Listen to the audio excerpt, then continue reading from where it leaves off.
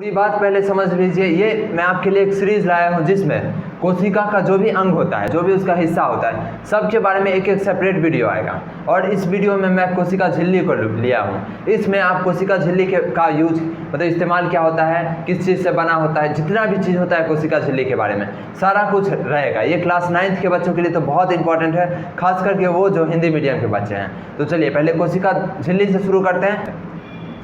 ये कोशिका झिल्ली है, यहाँ पे आप किधर भी लिख दीजिए, यानी ये जो बाहरी दिख रहा है आपको, ये होता है कोशिका झिल्ली। मन है तो आप इधर लिखिए, मन है तो इधर लिखिए, किधर भी लिखिए।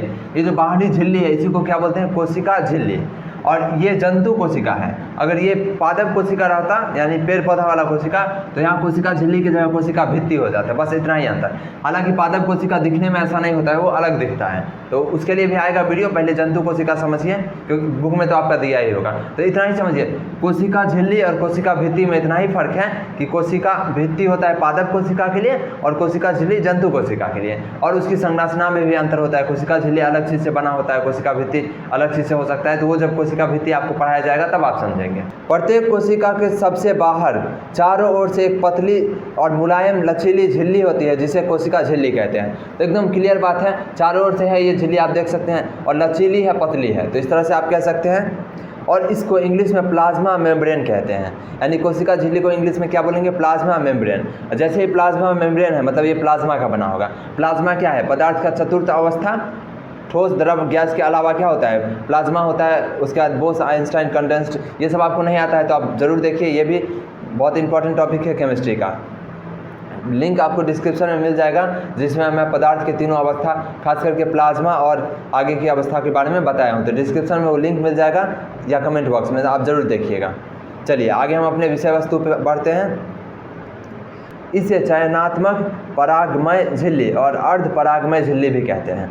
तो देखिए, चयनात्मक परागमय झिल्ली इसलिए कहा जाता है क्योंकि इस झिल्ली के अंदर से कुछ वस्तु बाहर होती है, मतलब जा सकती है, और कुछ वस्तु बाहर से अंदर आ सकती है। यानी ये झिल्ली तय करती है कि किसको बाहर करना है, किसको अंदर करना है, मतलब ये चयन करती है। इसलिए इसको बोला जाता है चयनात्मक परागमय झिल्ली। इसी तरह से यह अर्ध परागमय झिल्ली भी इसको कहा जाता है, इस झिल्ली को।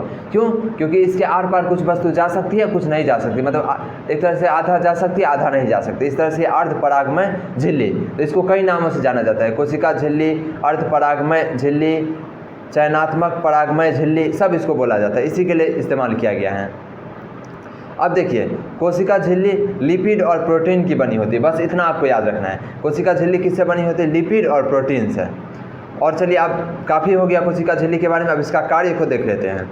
तो यह एक सीमित झिल्ली का कार्य करता है, यानी एक झिल्ली है ये। अगला, यह कोशिका का एक निश्चित आकार बनाए रखने में सहायता करती है। बहुत सही बात है, क्योंकि झिल्ली नहीं रहेगा तो कोशिका जैसे तैसे टेढ़ा, कोई भी चीज़ देखिए, उसका जो बाहरी होता है वो क्या होता है, उसको एक आकार देता है। तो इसी तरह से ये झिल्ली क्या है, कोशिका को एक निश्चित आकार देती है।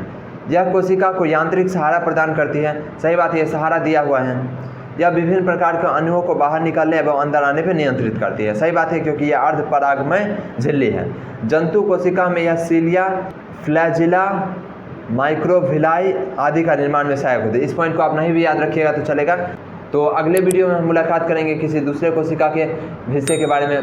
तो नेक्स्ट वीडियो आपको लिंक मिल जाएगा प्लेलिस्ट में, तो ज़रूर देखिएगा।